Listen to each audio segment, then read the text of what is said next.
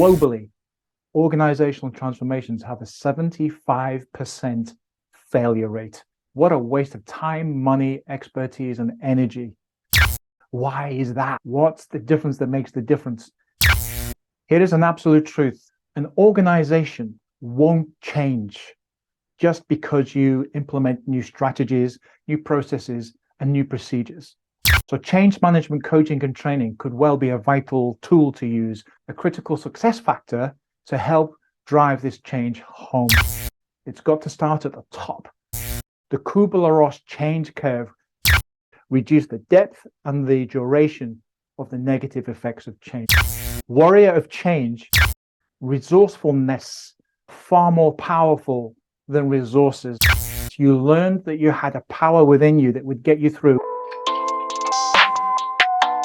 I hope that helps you to feel a little bit more excited about the change you're going through right now and gives you some ideas on how you can improve how it feels. Because the number one question I get from CEOs, managers, when we start either a coaching program or a training program is, where do I start? How do I start? And my answer is always the same. And it's, we start with you. Every time. And there's a reason why this is the case. And let me explain it. I'll explain with evidence. So in ancient wisdom, it says, well, let me tell you what it doesn't say. It doesn't say, be transformed by implementing a new strategy. It doesn't say, be transformed by writing new processes and procedures. It doesn't. It says, be transformed by renewing your mind. If you prefer something more up to date, then the great business classic, Think and Grow Rich by Napoleon Hill, an amazing quote in there, which is the same message. It says, as the mind of man can conceive and believe, he can achieve. If you want another business classic, Stephen Covey, The 7 Habits of Highly Effective People, step number 2. Here's what it doesn't say. It doesn't say, begin with a new strategy or begin with feeling overwhelmed. It says, begin with the end in mind. And let's finish on another one from ancient wisdom. As a man thinks in his heart, so is he.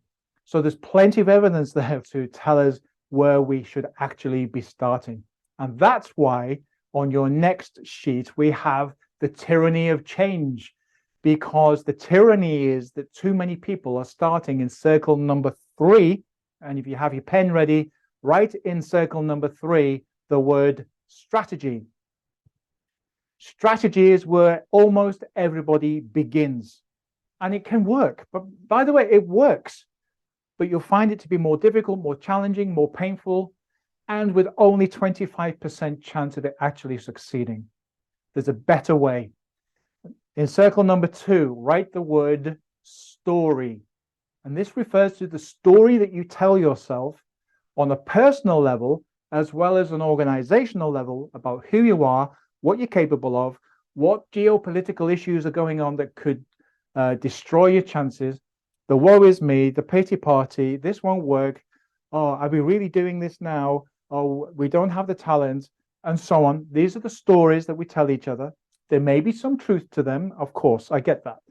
But repeatedly hypnotizing yourself with that story is going to minimize your ability to pick the best strategy that will get you to where you need to go. So by changing your story, you change your personal life and you change your life within your business or at work as well. So change your story to be more open to your potentiality, your possibilities, and your probabilities. Tell yourself a better story, and those things will change. So you think, yeah, but how can I change my story? I just feel so stressed. That comes to circle number 1, your own personal state management.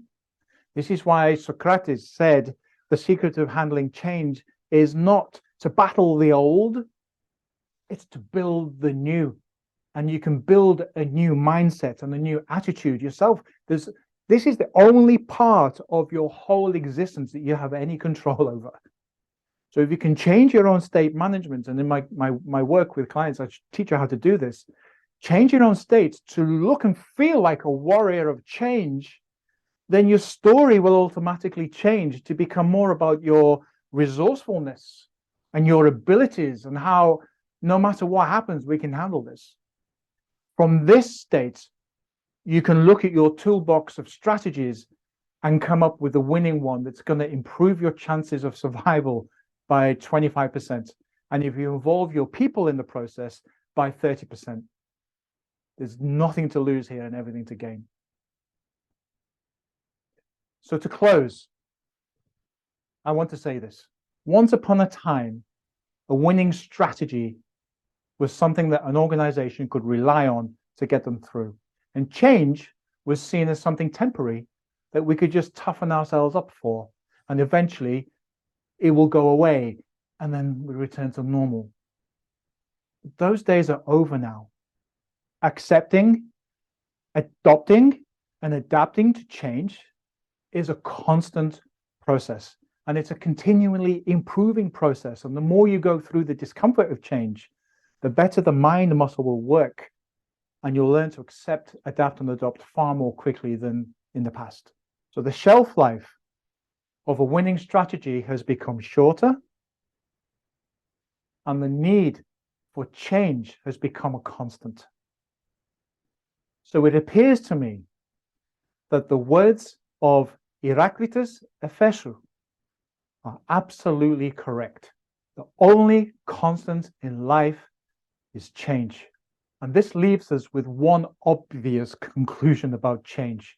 And it will leave us with one key question that successful leaders like you should be asking yourself. And it's this: how can I ensure that my next transformation flourishes and succeeds